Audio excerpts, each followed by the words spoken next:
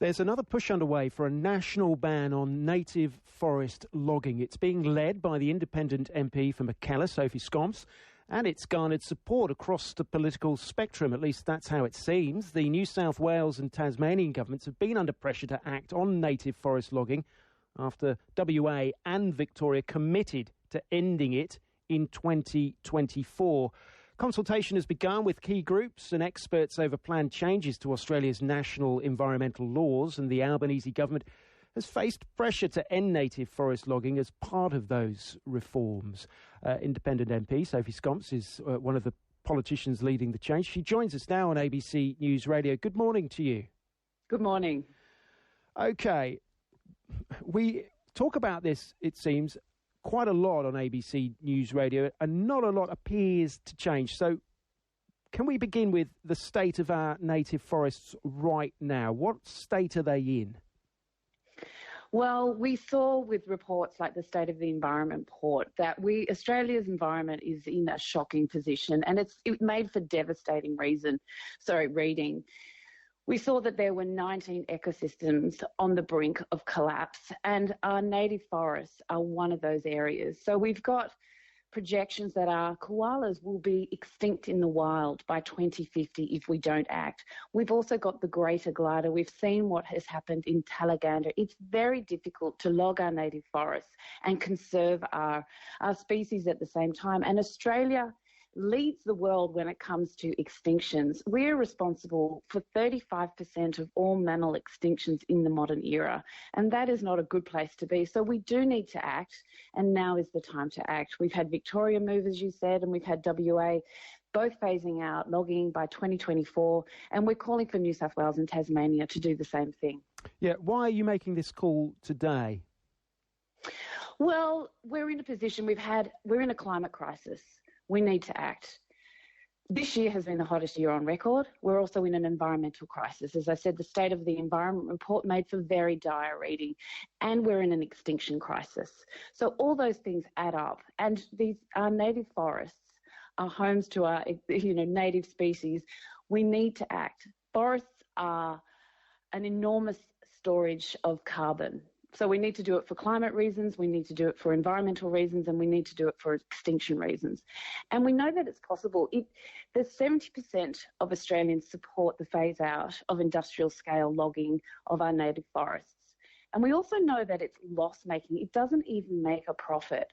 It's not commercially viable and has to be subsidised by taxpayer money, and also cross-subsidised by the more profitable sections of plantation timber and things like that. So it's not even profitable. And the other thing I would say is that we've got these beautiful, majestic, mature forests that are housing our native habitat, and they're being used to produce really low-value products like tomato steaks and pallets and paper and wood chips.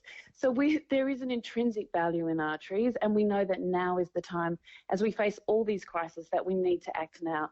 And it's something that's also very popular within the Labor Party. There was a big push on during the recent Labor Party conference for there to be an end to native forest logging. So it's something, this is sort of tapping into the zeitgeist of the Australian population. Just before we go on, we should probably just point out, what is the difference between native forest logging and plantation timber? What is it exactly that you're trying to protect here? Yes, so this is a pledge to end industrial-scale logging of our public native forests. So that's our state forests. So then in distinction to that, you have plantation timber. So we're not saying end the forestry industry at all. We need timber. We need high-quality timber. So that means plantation timber, and that's a far more profitable sector anyway. What we're asking for is our old growth, our mature native forests that are housing our native species that store enormous amounts of carbon to be conserved and protected, and have those areas looked after and conserved for future generations going forward. So that's quite different from plantation forestry. And actually what we're calling for is to transition to create more plantations, because we do need timber.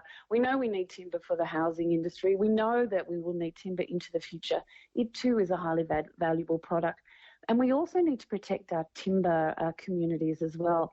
So as an end to native forest logging comes about, we need generous transition packages and plans so that these timber communities are supported to transition into plantation or into tourism so that they have a vibrant future.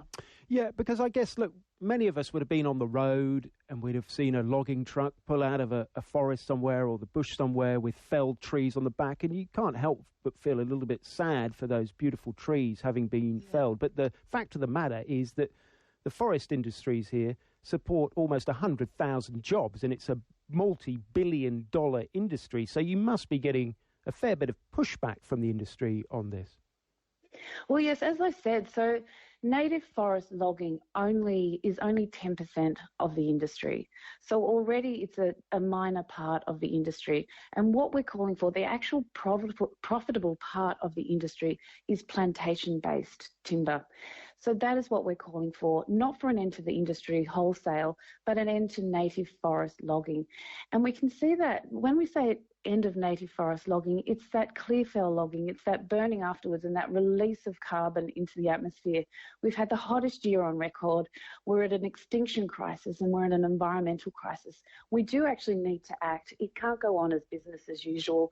We do also need a vibrant timber sector, and that is something we support, and also support those communities that are currently based around native forest logging so that they can transition to that more profitable plantation type industry. The Federal Environment Minister, Tanya Plibersek, she's promised to sort of deal with this in her way. Do you trust her? Oh, look, it's not an issue of trust. I know that the Environment Minister has said that particularly those regional forestry agreements do need to come under our national environmental laws. Currently, they are exempt, which is a real problem. So that's a real problem, and the Environment Minister has promised that those regional forestry agreements will come in under our EPBC Act, our national environment laws. But the question is when, and it needs to happen as soon as possible. We can't wait to 2040. There's no timeline for that. So what we actually need is a commitment and a timeline, and it needs to happen soon, and it can't wait for another decade or another 2 decades. By that stage, we won't have any native forests left. Sophie, thanks very much for joining us. Appreciate it. Thanks so much. That is Sophie Scamps, the independent MP for Mackellar, joining us live here on ABC News Radio.